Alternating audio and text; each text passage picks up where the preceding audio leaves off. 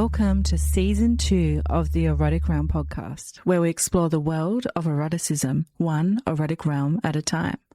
I'm Em, a sexologist and kinkster. The mission of the Erotic Realm is to humanize desire in all of its forms, including darker desires. Each episode, we dive deep into the psychology of desire with a sexpert, everyday kinkster, or a kink expert. This is an independent podcast. To support it, please consider becoming a paid subscriber at psychologyofdesire.com, where you'll also find deep dives into desire and surveys that you can participate in. You can also sign up there to get the podcast delivered directly to your inbox when it's released.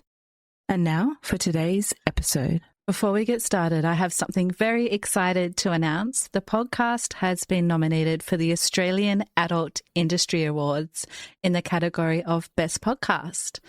So if you'd love to vote for the Erotic Realm to win this category, it would be amazing to have your support. I'll put a link to the voting website in the show notes, and I'd really appreciate it if you could give it a click and a vote, and who knows, maybe it will win Best Podcast. Thank you so much for listening and for your support. If you'd like to support the podcast, please consider checking out the brands that support the Erotic Realm. There's Firm Tech, whose tech ring offers fascinating insights into sexual health by tracking erection quality and nocturnal function. Splash Blanket, who create luxurious waterproof blankets designed for comfort, intimacy, and real-life messes. ProDX Health, who offer discreet, at-home STI testing. While Karoo and Lovents make premium pleasure technology, from couple toys to long-distance interactive devices. Then there's Lioness, who are doing something truly unique in sex tech, using biofeedback and orgasm data to help people better understand their arousal. I'm also partnering with Flow and Desire, science-backed libido support supplements designed to support sexual vitality and well-being. These are brands that I find genuinely interesting, science-backed, and I've used them myself, so they come with my recommendation. You can find the links to all of them in the episode description. If you try them, use the links below. It supports the show at no extra cost to you. And now, back to today's conversation. The following conversation explores one of the most misunderstood questions in modern sexuality. Can kink become a pathway to healing? My guest today is JDominatrix, a mistress, sadist, educator, and trauma-informed kink practitioner whose journey into BDSM began not simply through desire, but through a search for safety, connection, and self-understanding. Together we explore the relationship between trauma and kink, the difference between healing and harm, and why consent, communication, and community matter so deeply in power exchange dynamics. We also discuss dungeon culture, teaching dominants and submissives, the evolution of trauma-informed BDSM, and how conscious kink can become a space for growth, agency, and reclamation. This is a conversation about power, trust, resilience, and what happens when desire becomes part of the healing process. Enjoy. Hi, everyone, and welcome to the Erotic Realm podcast. Today, we're exploring the Erotic Realm with JDom. Welcome, JDom. Hi, thank you. Thanks for being here. So to start us off, we normally like to get an idea of who you are outside of eroticism and kink. What does your day-to-day life look like when you're not exploring sexuality? I'm a full-time working single mom. I work 2 jobs and just taking care of my 2 kids, and I have 6 animals. So Oh, wow. I have a full plate on a regular basis. Amazing. All right, let's jump into the juicy stuff. When you describe your eroticism, how do you identify both in terms of your sexuality and your kink identity? So I commonly go by a switch. I identify also as bisexual, except I am more male leaning just because I've had so many bad instances with females. So I tend to just play with females, but not enter in committed relationships with females. Hmm. Okay. That's interesting, isn't it? Because I quite often hear the opposite story from a lot of women that date both genders. They will say that they're more aligned with women quite often and have had bad experiences with men. So that really sticks out as a different experience. Yeah. Mm-hmm. I think it's also just because I don't classify myself as the atypical female. Right. Um, I jokingly call myself my father's firstborn son. So I have more more similarities, more male things that I align with. And I can't do the cattiness and I can't do the gossip and I'm not one to like come home and like spill the tea. I just can't get along with all that. Mm-hmm. Like I do yard work, I do steel work, I lift anywhere between 50 to 100 pounds regularly each day type of Wow. thing. Yeah, I'm super, in a way, I guess you could almost kind of classify me as redneck. Like, I'm just not like a girly girl type of Mm-hmm. person. And I Mm-hmm. think that that's where it comes from. Yep. Mm-hmm. And what about your switchiness? Does that show up differently for you with different genders, or does it switch and change with each individual person? So it switches with genders, but it also switches with each individual person. So Mm-hmm. I will never have or let a female dom me. I will only ever dom a female. But with men, it switches.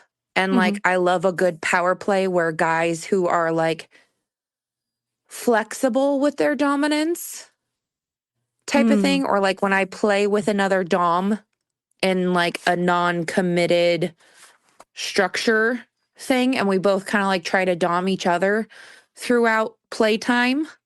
Mm-hmm. I Okay. love power play. Mm-hmm. So my next question is normally about your top 3 kinks. Is power play one of those kinks, would you say? Yes, definite. Mm-hmm. Outside of that, and I don't know, it's not necessarily classified as a kink, but I have an obsession, a borderline obsession with bi guys. And I get so turned on by a guy giving a guy head. Right. And I have no idea why. I had a partner that was bi, and I would literally sit there at parties and just watch him and get so turned on by watching him give somebody head. Fun. I don't know why, but Mm-hmm. it's just a thing. And then outside of that, I'd have to say my favorite is to receive is rope play, but to Mm. give is vlogging, like impact play. Okay. And what is it about rope that you really like receiving? It forces you to release. Like you Mm. can't go anywhere. Complaining or moving hurts more, and it essentially it forces you into a mental um meditation. Mm-hmm. So it allows you to experience release and almost surrender, would you say? Yes. Mm-hmm. Mm-hmm. And what about impact play? What do you enjoy giving about that? Because I receive impact play myself, and Mm-hmm. I know that it gives like a release, and I know most of us, whether admittance or not, have had some sort of self-harm thing, and then impact play is a safe way to experience the pain of that. And I know I like getting it, and I love being able to give somebody that ability to release. Mm. Like Mm-hmm. I have 2 subs that will look at me and they're like, I need to cry. And I'm like, okay. And then we keep going until they get into that subspace. And then even through that, they break and they collapse that wall. And Mm. their system actually is able to release all that pain and that tension and everything like that. And Mm. I just love the ability to be able to give that to somebody. Mm. And do you experience a sort of dom space when you're giving an experience so intense as that? Yes. Mm-hmm. It's an extremely like, I don't want to say like, I don't necessarily like calling it like the power or like I have the power. It's I have the keys is what I like to call it. Mm. Mm-hmm. Because Mm-hmm. everybody goes to like, I am the dom, I am in charge, so on and so forth type of thing. And I like to think of it as somebody handed me the keys Sounds and way they're less. allowing, Yeah. yeah, and they're allowing me to unlock it. They're letting me choose when to, it's like when to unlock it and so on and so forth, if that makes sense. Yeah. Yeah. It's a power exchange as opposed to a power taking. Yeah. Mm-hmm. Yeah. Mm-hmm. And by the way, I'm just sorry about my tick because I have a tick from smoking and I've not been smoking for quite some time, only cigarettes. I don't do anything else. And I have a constant thing. Plus, I also broke my nose at 21. Ah, So it's good. I just have like a constant irritation in the back of my throat. So I'm ah. sorry about me constantly clearing my throat. No, you don't need to be sorry. But yeah, I'm sure people were wondering what the noise was. So it's good to know what's happening and that you're okay. Because yeah, Yeah, I thought you had a something stuck that you needed to get out. So that's good to know. Thank you for sharing. you're welcome. Okay, so back to kink. How did you discover the kink world? What was that process like for you? So when I was 17, I don't know how I came across it, but I did. The company called Horns and Halos, they're no longer together, but they held fetish events, 4 big, huge fetish events a year. And they moved from California to Arizona. And when I was 8, I was like, I'm going to go when I'm 18. I'm going to go when I'm 18. And I went to my first one when I was 18. And they have this huge demonstration stage where they had the sawhorses and everything that you could bend over and get demonstrations of different floggers or different feelers, or partners could play with other partners on it, so on and so forth. And I was like a total wallflower for the first time, experience everything raw. And the owner who ran the demonstration booth is a dom, and he saw me and he was like, hey, so are you enjoying yourself? Like, do you have any questions type of thing? I'm like, no, I'm just here observing. I'm looking. And he's like, okay, well, if you have any questions, feel free to ask anybody. And I'm like, totally will. I totally did not. Mm-hmm. And then I decided to go to the second one and be like, okay, so like I'm not as nervous or anything. And he walked up to me, watching me be another wallflower again. And he was like, okay, so since you're not going to ask any questions, we're just going to jump into this. And I'm like, what do you mean? He's like, follow me. He introduced me to everybody at the booth, the body painting, the rope, the suspension artist, different creators of different floggers and everything else. And he introduced me into everything. He asked me if I was serious about it. And I said, yes, I'm highly interested in it. I just don't necessarily know how to like go into it. He's like, you just jump with someone you trust. And I said, well, I don't necessarily have anybody who I can trust. He gave me his number. He said, when I'm ready, that I could call him and he would help me jump. And with that, I was introduced into impact play, and I was introduced into rope play. I was actually at one of the events, I was a ballerina display, Oh, and another one I was Wonder Woman. oh, fun. And with the ballerina one, I wore a lingerie set that was being sold at one of the booths. And then for Wonder Woman, I was actually done up as body painting. And I just sat there in both of the things. And I just became one with anything and everything. And the key thing that he always taught me, that I will forever tell anybody, that I always tell anybody, is don't, especially people who are new to it and new to doming, is don't expect to be able to do something to somebody that you won't have done to yourself. at least once, because to be able to help somebody enjoy an experience, you have to be able to understand what it does and how it happens to a body. Mm-hmm. And he explained to me the whole warnings of people just jump in and people get hurt and people die and everything else like that. And the one things that I have loved is that I have been known as a teacher, and I tend to teach people because I tend to throw parties of my own and everything. Mm-hmm. And I like to teach people and educate people and like the difference between a fast numb and a quick numb, and, you know, the pain difference in how you can tell how it reacts to the body versus somebody actually be having to say red or yellow or green Mm-hmm. Mm-hmm. type of Okay. things. Yep. There's a lot to unpack there. I want to go back to you're talking about being dressed up as a ballerina and then painted as Wonder Woman. And Hmm. something stuck out. You said you were one with everything in these experiences. What do you mean by that? I didn't feel like an outsider. I didn't feel like I was unwanted ever, even being as a newbie. And everything kind of just clicked Mm. because I had always been like the odd man out or the kid bullied in school. And there was a time at 11 that I almost committed suicide. Oh.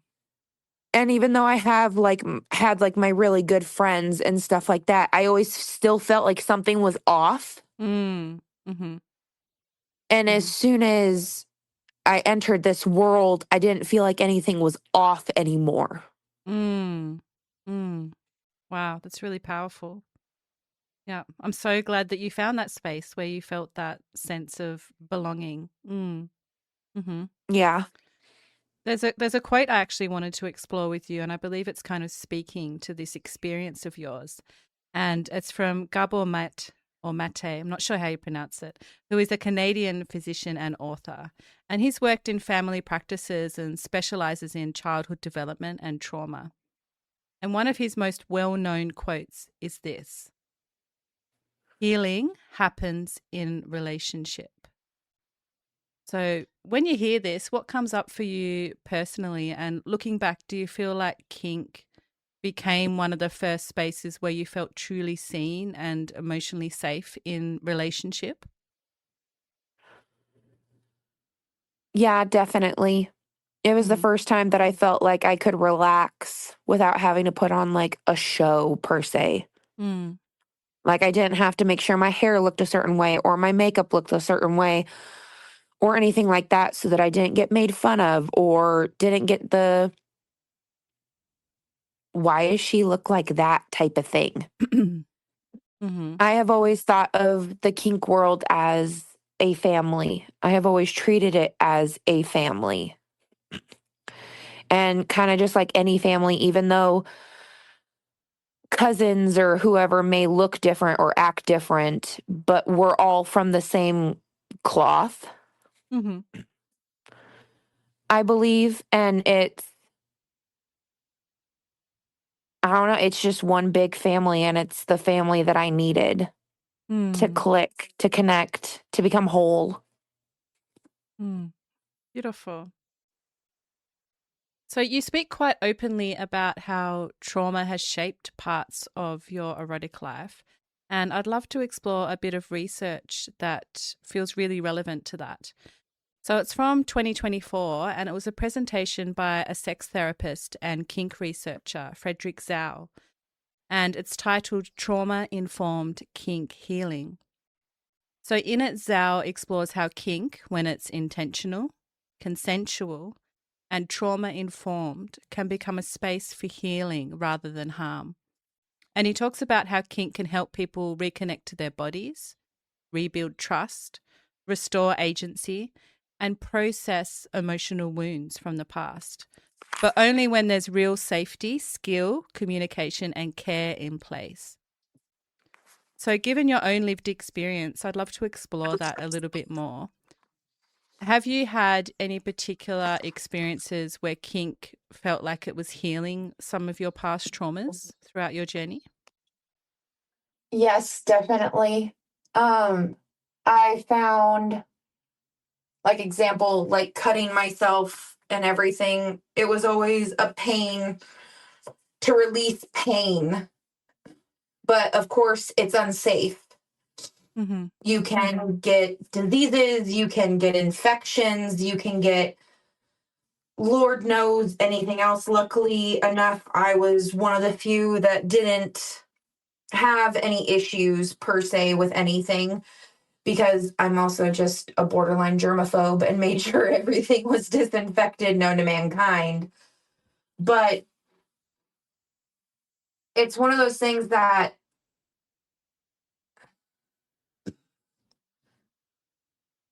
it's,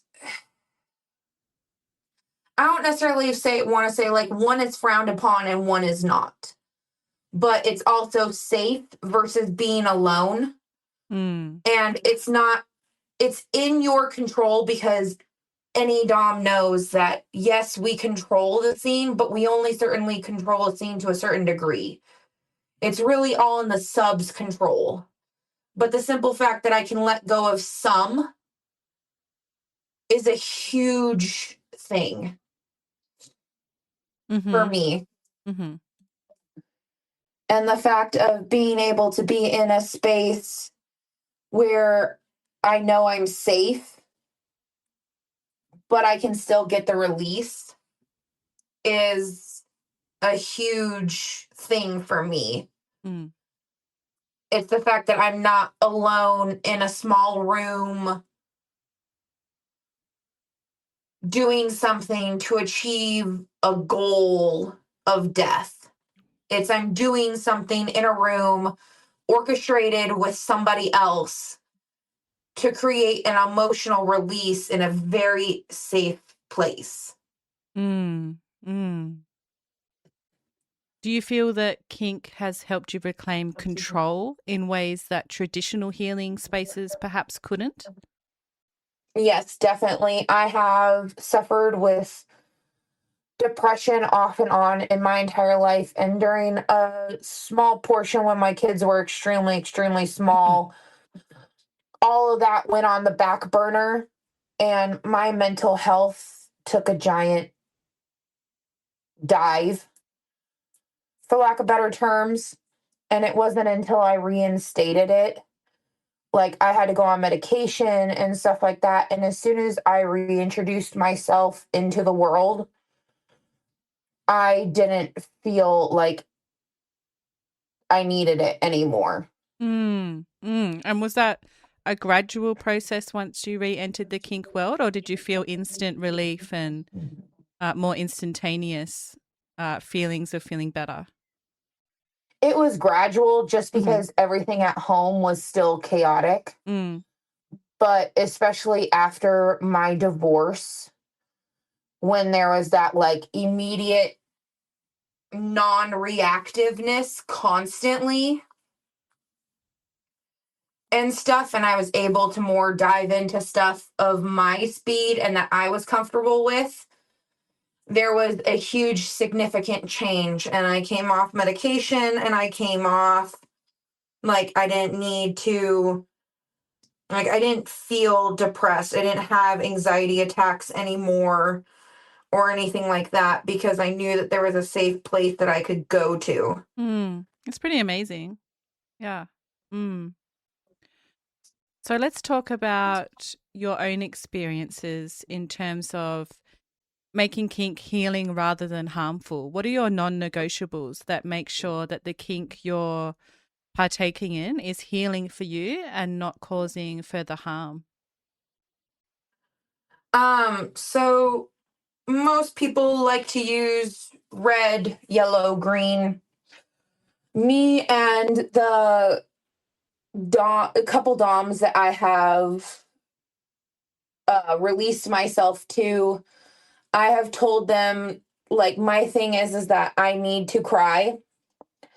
I was like, but the second that you hear a sob or the second that you hear my like chest move, it stops and you go into immediate aftercare. Right. And because I have had it go past that before, and it was like 3 years before I trusted anybody to do another impact play with me. So you've learned that process, like as soon as that happens, it's a stop, and aftercare has to happen straight away. Yeah, and as soon as it does, like afterwards, I feel lighter. Like I feel like I have released any and all tension in my body, and it's amazing. So there are some people out there who assume that trauma automatically makes kink unhealthy, especially if trauma is happening, is coming up in a scene, or it's being triggered at all. What do you think people misunderstand most about that?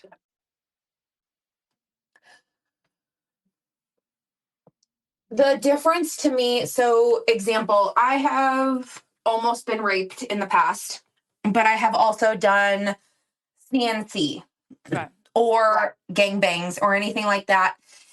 And it's the simple fact of consent. And you choose who, and you filter through who and everything else. And yes, it's work, but that's the difference in making it your choice to happen versus somebody else's choice. Right. Like with bullying and stuff or whatever, it wasn't my choice to feel like crap.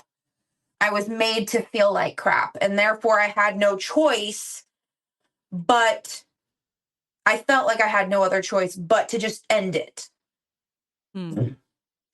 Meanwhile, with this, it's you have a choice. You have control over the situation. And that's where I think there's the total difference. And there are still some things like people who have experienced domestic violence and stuff, and they have trauma so deep to where they can't receive impact at all, which is totally understandable. But they might be able to do knife play, or even if it's just small spanking and so on and so forth. What it does to me is it transforms an unsafe situation, and it rewires your brain to transform it into a safe situation. Because I was never able to talk about almost being raped before. I was never able to talk about cutting or anything else before, until somebody saw me being like, why are you acting like this? Like, what's going on? You need to talk to me. And as soon as I was able to actually talk about it, they're like, okay, so then we're going to back off. We're going to take this slow. Unless you want to completely stop it. I was like, no, because I'm tired of having this feeling. I'm tired of being scared. I'm tired of having this feeling, and I don't want it anymore. And they helped me rewire my brain to show me that this is okay and that was not. But just because you like it doesn't make it not okay. But for the simple fact of making it okay, it made it okay in my brain to like talk about it. And just the simple fact for me just to be able to talk about it is leaps and bounds from where I used to be. So would you say there's been like, maybe that was a pivotal event for you where you did talk about it for that first time? Was that like a big release that happened and you've continued on from there after releasing it? Or has it been like a gradual process of release that's still continuing? It was definitely gradual. I am past it at this point, I would say. But it was definitely gradual, because in my head, like most people, I'm alone. Nobody understands. Nobody gets it. And it's not like I walked around with the image of I'm the only one going through this, or I'm the one going through the worst thing ever, because I understood that there was kids and people going through worse situations than me. But it still didn't change the fact that my situation just sucked ass. And to me, it was, I'm alone. And another thing is like throughout the community, because other people have found it through trauma, I went from one person understanding to 20 people understanding to 15 people understanding to then like 150. And it's a simple fact that part of it, like I said, being the whole family thing and not feeling alone after, because I wasn't the only one, because part of me also felt like I was stupid for even thinking that it was a good idea to even try it with that being in my past. Mm-hmm. So what would you say to someone who's listening that has trauma and yet wants to explore kink, just like you once upon a time had that feeling when you were 18? What would you say to someone that's listening to you and thinking, oh, this resonates and I feel like this could be similar to my story? I would definitely tell somebody to find somebody experienced. Mm-hmm. You can't go into it with someone. Personally, what helped me, and it sounds totally weird, and I totally get that, you have to go into it with someone who knows nothing about you. This way, you're forced, in a way, to explain, to divulge that bit of you to that dom, to that person that you choose to do this with. And they have to be experienced. It can't be somebody who's only been in it for a year or two. I would say 10 plus, because there's that knowledge there's that anatomy knowledge, there's that safety wired into that person. And talk to them about what you're curious about, and then definitely do baby steps. Like with wax play, it was the first time I got it, it was on my hand. And it was with heat safe wax. I can do it now with a pitcher full of regular candle wax poured on me at like 200 degrees, and I'm totally fine. But even all of us at like, 16, and a candle accidentally spills on you, it hurts like heck. And you're like, what the heck? But start off with baby steps. Don't just jump into it, because then you will have a bad raw experience and it will ruin it. When there's the ability to grow, because that's one thing that I will have to say that I have done, is that I have definitely grown as a human being, totally different with kink than I would have ever done without kink. That's amazing and so powerful. Can you speak to how you have grown? I would say the independence of knowing who I am and what I am. And one thing that I definitely would have never had before is the pride in who I am and why I am, and especially like the kinks that I'm into. Like people hear knife play and they're like, oh, what? I love it. And I think it's, once again, the reality of safe place versus unsafe place. I can experience the same thrill or anything, but in a safe place with limits, not trying to achieve a horrible goal, if that makes sense. Yeah, very much so. But it's definitely brought me pride, and it's definitely brought me safety. I know that there is a sanctuary somewhere if I need it, even in the most random of strangers. Because the one thing that I would say is that 90% of us are open. There is, of course, the couple, and within any society, normal goal, like realm of anything, is that there is some people that are just unsafe or unexperienced or anything like that. I have, in my time, have only experienced a couple. But that's where taking the time to understand and have that conversation first, and not just jumping straight into it.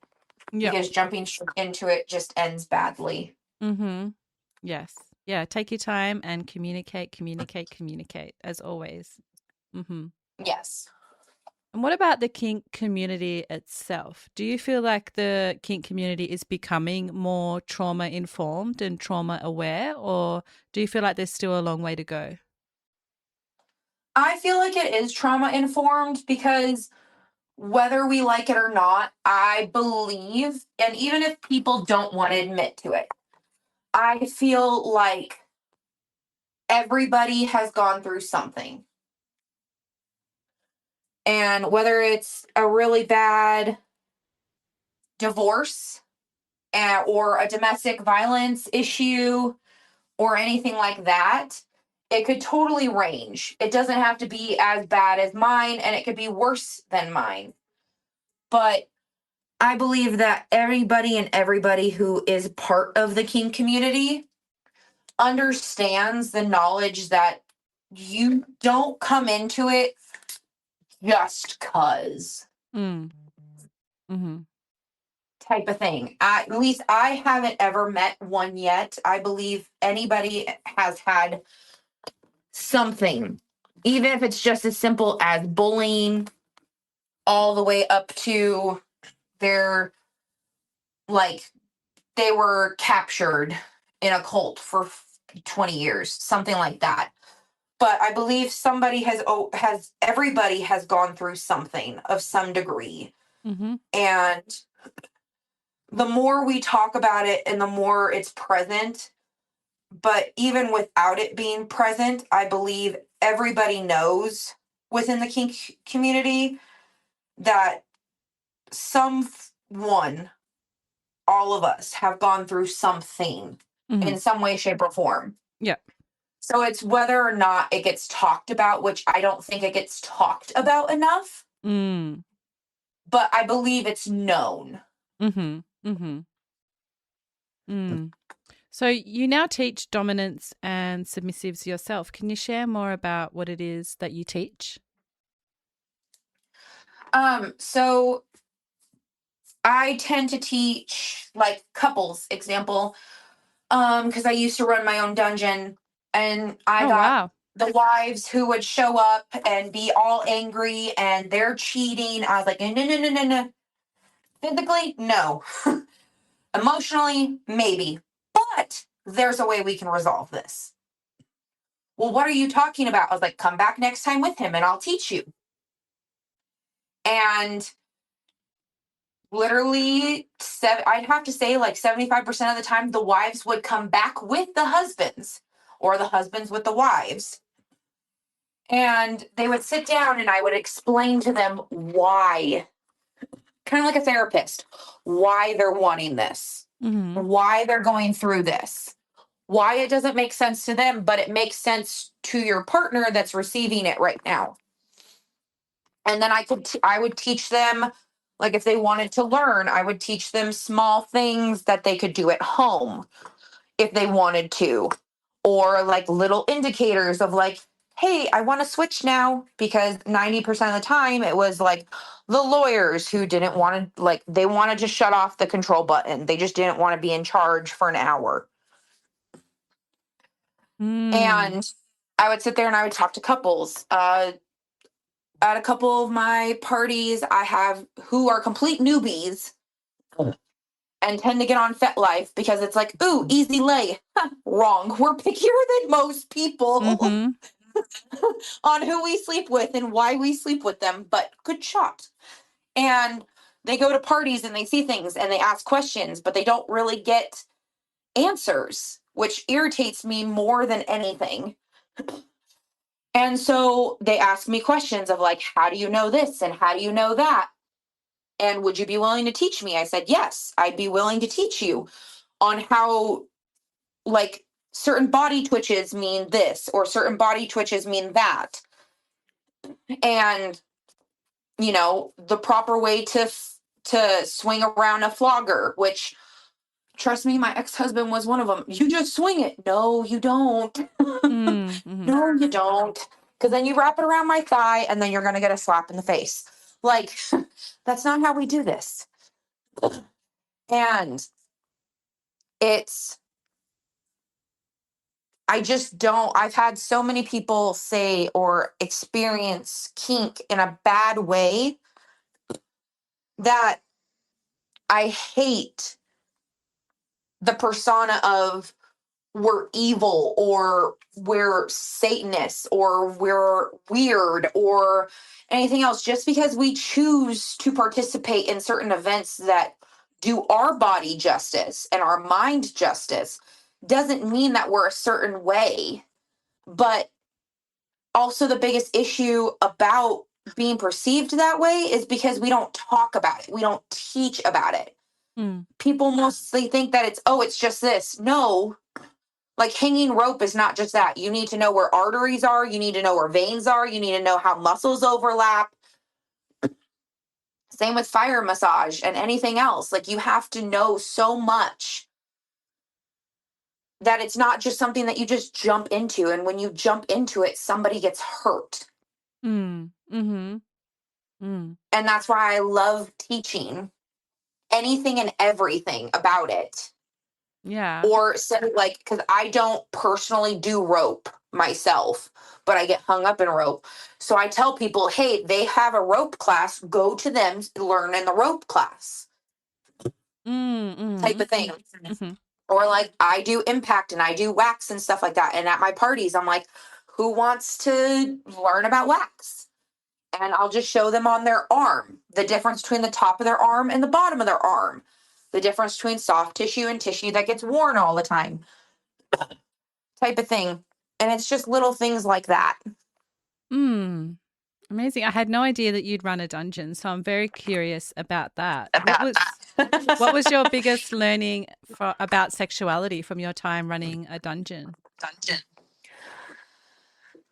I would have to say the whole thing that I said earlier, where it's like the power that I got as a Dom, because I wasn't ever ready to submit. So I use the time as control, but I also listened to my Dom and was like, I'm not technically in control, so on and so forth, blah, blah, blah. But to have somebody grovel at your feet is just a whole other sensation. Like, especially since I was the looked down upon poor girl who went to a rich school and everything else like that. The ability to have somebody who makes way more money than me, who would normally look down upon me, grovel at my feet and beg me for something was just empowering, to say the least. Yeah, I'm getting the sense that kink has been empowering for you all around from what you've been mentioning. Definitely. Like I said, I went through years and years and years without feeling right. Yep. And then within 2 evenings, I felt right. And it was like the first time that I ever felt right in my entire life. And I will never, ever go back. How incredible. Now, as part of our conversation today, I asked you to bring along something to share, such as a quote, book, or movie that's influenced your eroticism. What have you brought along today, and how has it shaped your erotic realm?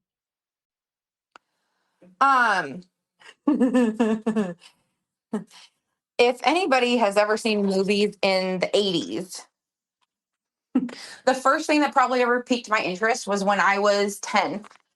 And my dad had this movie. And oh God. My dad had it in the DVD player because he had in the VHS player watching it. And it's called Secrets of Eden. And it's this island that people go to, and everything happens on the island. And there's the one major Dom girl and everything else like that. And there is a line she says, and for some reason I cannot find my notes right now, but it's at the end of it. And she gives up part of herself to this guy to fall in love, because the whole thing is that she couldn't fall in love because she went into being a dom that she will never be in a relationship ever again. And nobody was accepting of her or anything else like that. And she had made a quote stating that, but I will do it for you because you see me. And that has always stuck with me. And even when I've had doubts about my own sexuality or my fight to find a relationship, whether it's kink driven or not, I have always stuck by that segment of that movie. And if something doesn't feel right, then I don't push it.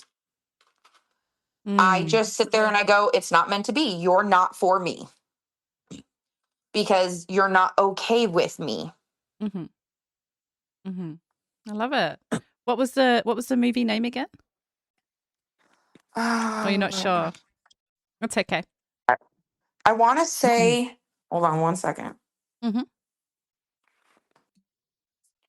The movie is called Exit to Eden. Okay. I haven't heard of it before. It sounds interesting. And what about a peak erotic experience that you've had? I'm curious to hear from you throughout all of your journey and your reclamation and empowerment. What's a time that really stays in your memory from your journey, a peak experience that you've had?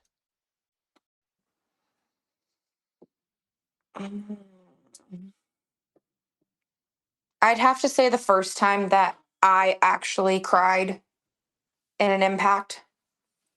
Like the first time I actually hit subspace, the first time I actually like released myself and I let go. And I know to some people it comes so easily, but to me it has never come easily by any means. And I will forever remember it. Yeah, it sounds like it was a really powerful release for you. And what about the future? What's something that you're looking forward to experiencing? Have you got a particular kink you want to explore more, particular experience? What's something you're looking forward to? I have always been a no anal girl, but I have always wanted to try DP, double penetration, but I haven't found the right people yet. Well, let's put it out there to the universe and see what happens. So looking back across your journey, what do you think your younger self most needed to hear about desire? What would you say to her if you could?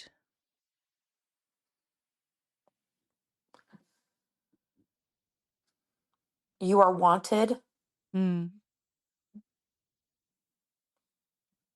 That would be it. Because that's probably the number one thing that I could safely say I felt most. Beautiful. And finally, if you had to sum up your erotic self in one word and one word only, what would that word be and why? Oh. It's a hard one.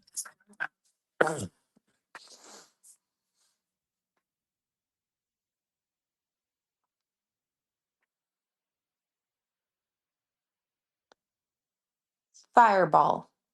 Why fireball? I can be flaming hot and prepared to scorch the earth. Or I can look like a beautiful piece of glass. That's one thing I'd have to say. I love it. I wasn't expecting fireball. It's always so interesting to hear what people come up with. I love it. Well, Jay, thank you for sharing your story so honestly today. And what really stands out is how clearly you've articulated the difference between harm and healing and between fear and trust. and how deeply kink, when it's approached consciously, can really become a space of healing, reclamation, and empowerment. So thank you for taking us into your erotic realm. Thank you. Thank you again. I'm Em, and this has been the Erotic Realm Podcast. Thank you for listening to this episode of the Erotic Realm Podcast. This is an independent podcast. If you want to see more episodes made, you can support it at psychologyofdesire.com by becoming a paid subscriber and entering the realm with many other supporters. The mission of the Erotic Realm is to humanize kink and desire in all of its forms. And we can't do that without you. Until the next time, stay perverted.